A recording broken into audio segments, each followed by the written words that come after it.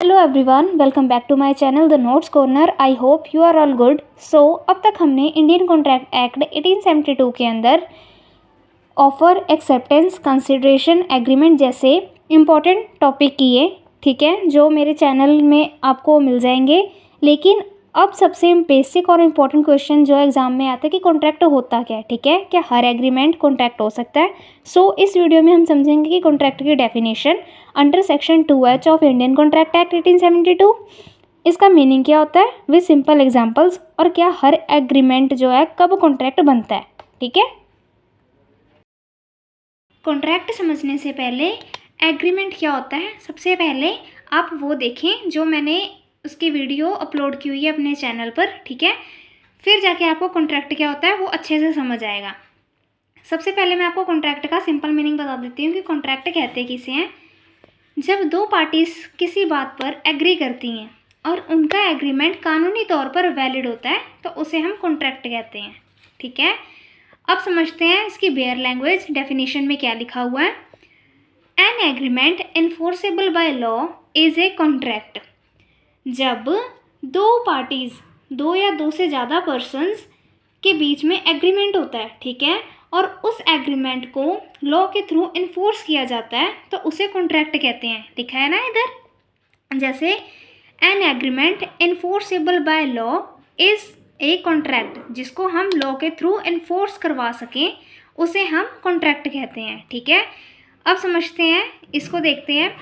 A contract is a legal relationship between two or more parties that creates right and duty which can be enforceable by law। Same वही बात जो मैंने अभी बोली, ठीक है। अब आगे देखते हैं। सेक्शन 2H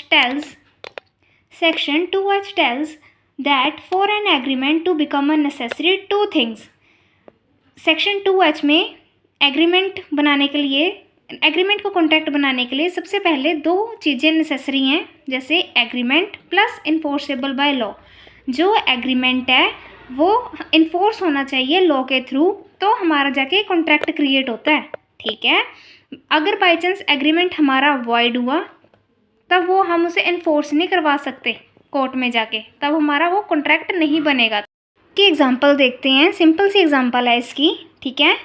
जैसे A agrees to sell his laptop to B for 30,000, ठीक है, and B agrees to pay the amount। A agree करता है कि मैं अपना लैपटॉप B को 30,000 में बेच दूंगा। B भी एग्री हो जाता है कि मैं तुझे इतनी अमाउंट पे कर दूंगा, ठीक है। If A refuse to give the laptop after the receiving payment, B can approach the court because the agreement is enforceable by law, ठीक है। अगर बाई चांस A रिफ्यूज़ करता है अपना लैपटॉप देने के लिए पेमेंट लेने के बाद भी, ठीक है, तो बी जाके अपना कोर्ट में अप्रोच कर सकता है कि क्योंकि जो ये एग्रीमेंट है ये इन्फोर्सेबल बाय लॉ है, क्योंकि ये जो एग्रीमेंट है ये वैलिड है, वॉइड नहीं है, ठीक है। वॉइड एग्रीमेंट की डेफिनेशन की वीडियो मैंने चैनल पर अपलोड कर दी हुई है, जाके देख लीजिए। एग्रीमेंट कॉन्ट्रैक्ट कब बनता है ना। एक एग्रीमेंट कॉन्ट्रैक्ट तब बनता है जब वो लॉ के थ्रू इन्फोर्स करवाया जाए, ठीक है, इन्फोर्सेबल बाय लॉ हो जब वो, ठीक है।